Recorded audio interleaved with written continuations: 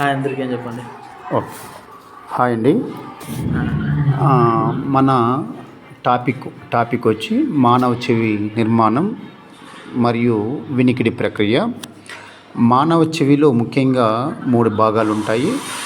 అది బయటకు కనిపించే బాహ్య చెవి, లోపల సన్నని దూరం ఉంటుంది, దాన్ని మధ్య చెవి అని, లోపల ఉన్నటువంటి భాగాన్ని అంతర్ చెవి అని అంటాము.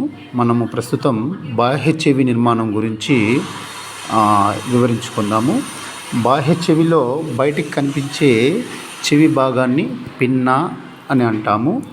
ఇది ధ్వని తరంగాలను సేకరించి దానిని కర్ణబేరికి పంపుతుంది. నెక్స్ట్ మధ్యలో ఉన్నటువంటి సన్నని ద్వారాన్ని మధ్య చెవి అంటాము. ఇది 3 ఎముకలతో ఏర్పడి ఉంటుంది. ఒకటి మిల్లియస్ లేదా కూటమి అంటాము, ఇంకస్ లేదా దాగిలి అంటాము, మూడోది వచ్చి స్టెఫియస్ లేదా కర్ణాంతస్థి. ఇది మానవ శరీరంలో అతి చిన్న ఎముక, దాన్ని స్టెఫియస్ అంటాము. తర్వాత 3వ చెవి భాగం వచ్చి అంతర చెవి. దీనిలో ఇది నార్మల్గా స్ప్రింగ్ ఆకారంలో ఉంటుంది. దీన్ని కాక్లియా అంటాము. ఈ కాక్లియా ఒక ద్రవంతో నిండి ఉంటుంది. తర్వాత ఈ ద్రవము ధ్వని తరంగాలను గ్రహించి వాటిని విద్యుత్ తరంగాలుగా మార్చుతాయి. దీని ద్వారా వినికిడి ప్రక్రియ అనేది కొనసాగుతుంది.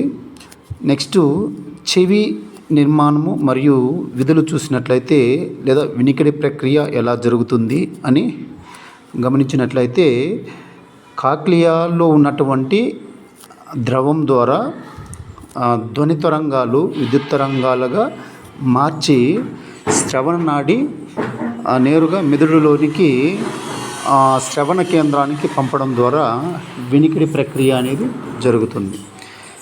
అదే కాకుండా చెవి శరీర సమతాస్థితిని కలుగజేస్తుంది. ఇది సాధారణంగా మానవ చెవి నిర్మాణము మరియు వినికిడి ప్రక్రియ. థ్యాంక్ యూ అండి. Thank you so much.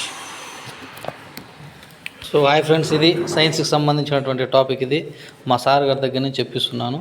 Please like and share. So నచ్చితే సబ్స్క్రైబ్ చేసుకోండి. Thank you for watching.